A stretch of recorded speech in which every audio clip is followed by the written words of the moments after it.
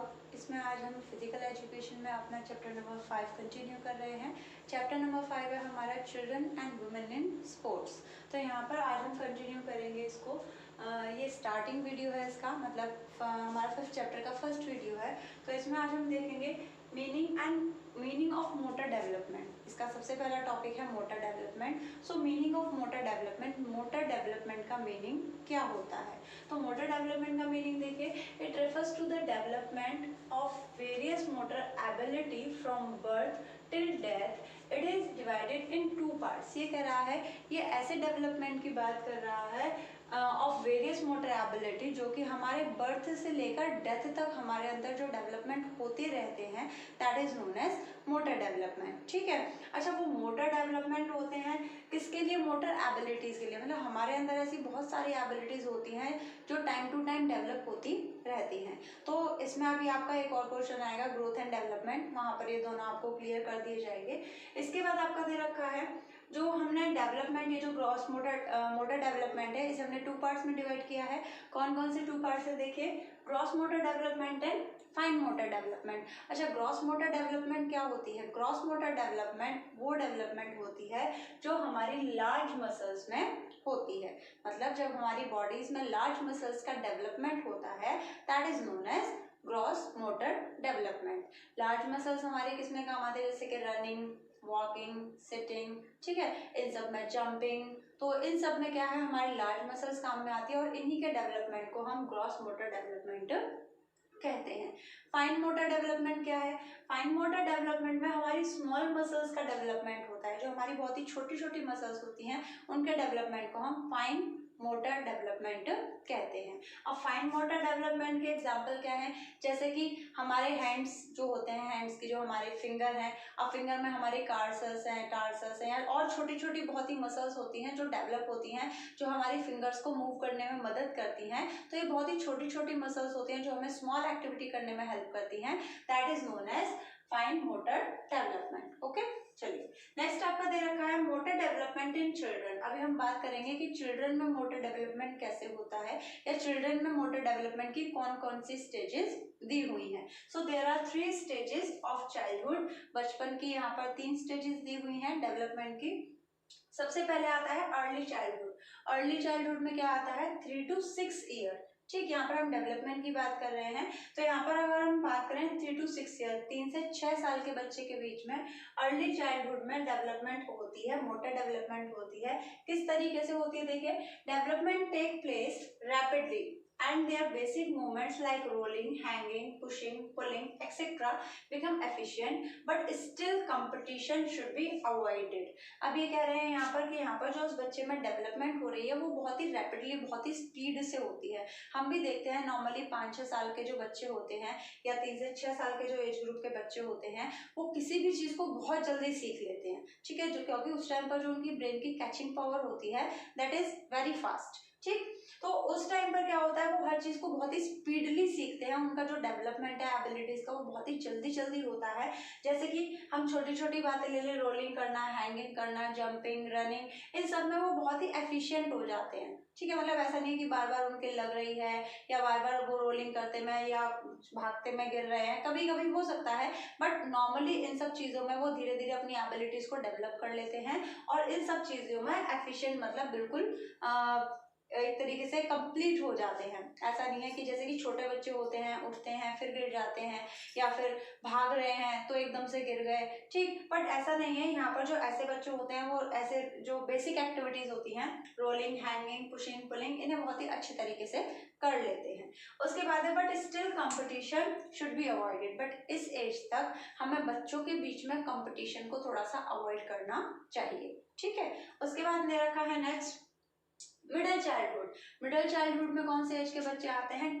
7 to 10 years, 7 से 10 साल के बच्चे जो होते हैं वो इसमें आते हैं। उनमें किस तरीके का डेवलपमेंट होता है?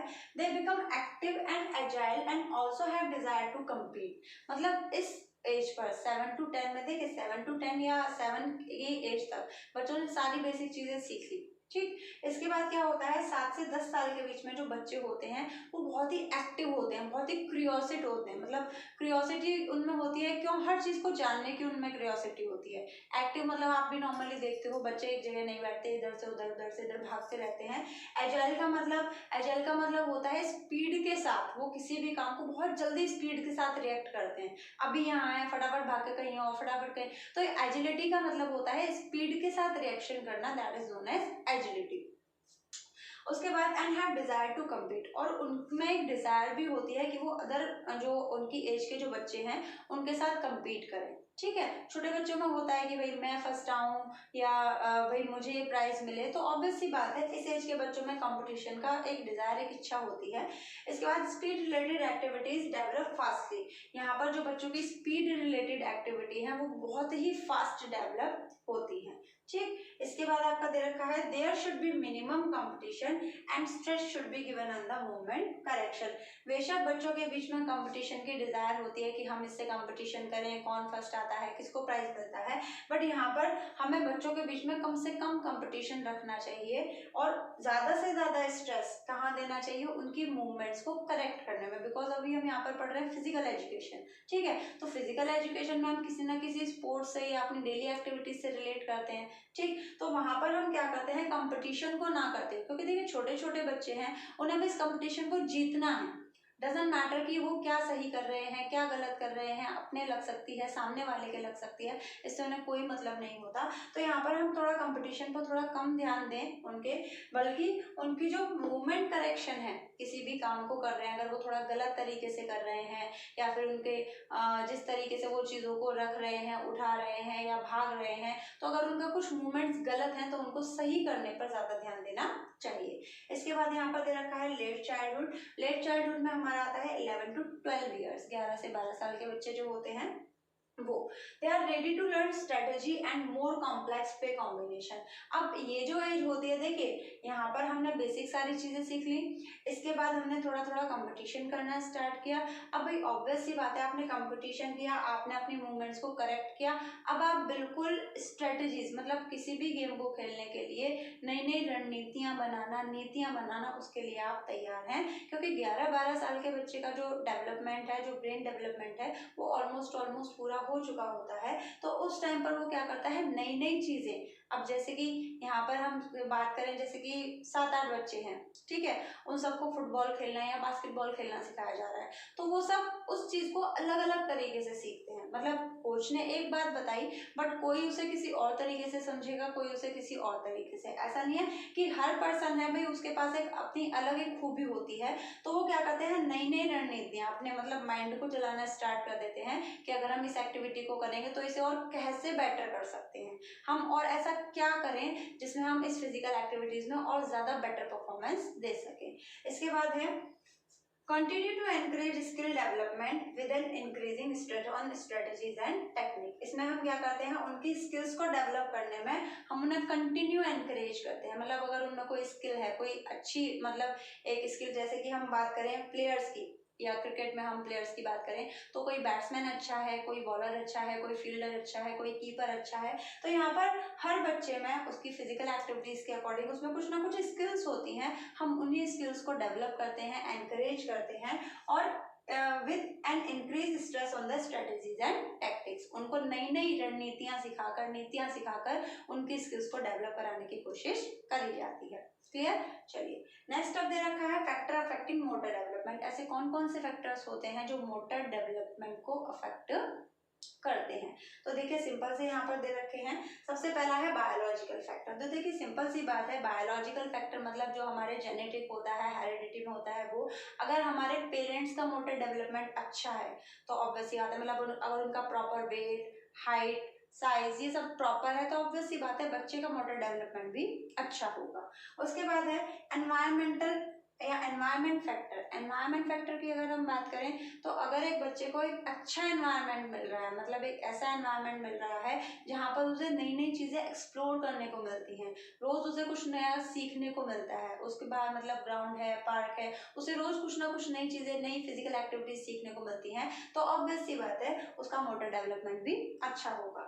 उसके बाद है न्यूट्रिशन की अगर हम बात करें तो न्यूट्रिशन हमारे जो सेंसेस हैं, ठीक है, उसमें बहुत ही अच्छा काम, अगर आप प्रॉपर न्यूट्रिशन ले रहे हो तो आपके जो सेंस ऑर्गन है वो बहुत ही बेटर वर्क करते हैं। तो ऑब्वियस सी बात है अगर कोई पर्सन है या स्पोर्ट्स पर्सन है और अगर आप चाहते हैं कि आपकी फिजिकल एक्टिविटीज अच्छी हो या आपका मोटर डेवलपमेंट अच्छा हो, तो आपको अपनी डाइट में न्यूट्रिशन प्रॉपर लेना चाहिए। उसके बाद दे रखा है फिजिकल एक्टिविटीज, तो भाई ये तो हम सब जानते हैं, जो पर्सन या जो बच्चा जितनी ज्यादा फिजिकल एक्टिविटीज में एंगेज रहता है उसका मोटर डेवलपमेंट उतना ही अच्छा होता है, ठीक, क्योंकि जितनी ज्यादा हम फिजिकल एक्टिविटीज करेंगे उतना ज्यादा हमें कुछ ना कुछ नया सीखने को मिलेगा, ऑब्वियस सी बात है, उतना ही ज्यादा हमारा मोटर डेवलपमेंट भी होगा। सेंसरी इम्पेयरमेंट का मतलब क्या होता है, अगर कोई पर्सन सेंसरी इम्पेयर्ड है, अब सेंसरी इम्पेयर्ड इसमें चलिए वो बाद में करते हैं। सेंसरी इम्पेयरमेंट का मतलब किसी को विजुअल इम्पेयरमेंट है, किसी को हियरिंग इम्पेयरमेंट है, मतलब किसी को थोड़ा कम दिखाई देता है, कम सुनाई देता है, तो ऑब्वियस सी बात है ऐसे बच्चों का motor development as compare to a healthy child थोड़ा स्लो होता है, ठीक है। उसके बाद है अपॉर्चुनिटीज, तो जब एक पर्सन को नई नई अपॉर्चुनिटीज मिलती हैं, नई नई फिजिकल एक्टिविटीज करने को मिलती हैं, नए नए चैलेंजेस मिलते हैं, तो उसमें मोटर डेवलपमेंट भी काफी अच्छा होता है। उसके बाद है नेक्स्ट पोस्चरल डिफॉर्मिटी, अगर किसी बच्चे में या किसी पर्सन में या किसी भी स्पोर्ट्स पर्सन में अगर कोई पोस्चरल डिफॉर्मिटी है, पोस्चरल डिफॉर्मिटीज का मतलब होता है जैसे कि बोलैक्स, नॉकनीज, ठीक है, काइफोसिस, लॉर्डियोसिस, स्कोलियोसिस, आगे ये सब हमें दे रखे हैं, उन्हें हम तब आगे पढ़ेंगे डिस्क्रिप्शन में, ठीक। तो इसके बाद हमारा पोस्चरल डिफॉर्मिटीज, अगर आपकी बॉडी में कोई भी पोस्चरल डिफॉर्मिटी है तो ऑब्वियस सी बात है आपका मोटर डेवलपमेंट सही नहीं होगा, ठीक। इसके बाद है ओबेसिटी, तो ओबेसिटी को तो भाई हम सभी जानते हैं, अगर आप चाहते हैं कि आप एक हेल्दी पर्सन रहें या फिर आपका मोटर डेवलपमेंट अच्छा हो तो थोड़ा सा ओबेसिटी की कंडीशन को अवॉइड करें, कोशिश करें आपकी बॉडी या आपका जो बॉडी वेट है वो ओबेसिटी की कंडीशन में ना आए, बिकॉज अगर आप एक बार ओवरवेट या ओबेसिटी की कंडीशन में चले जाते हैं तो हमारा मोटर डेवलपमेंट भी बहुत ही स्लो हो जाता है। Okay, this is it for today, thank you.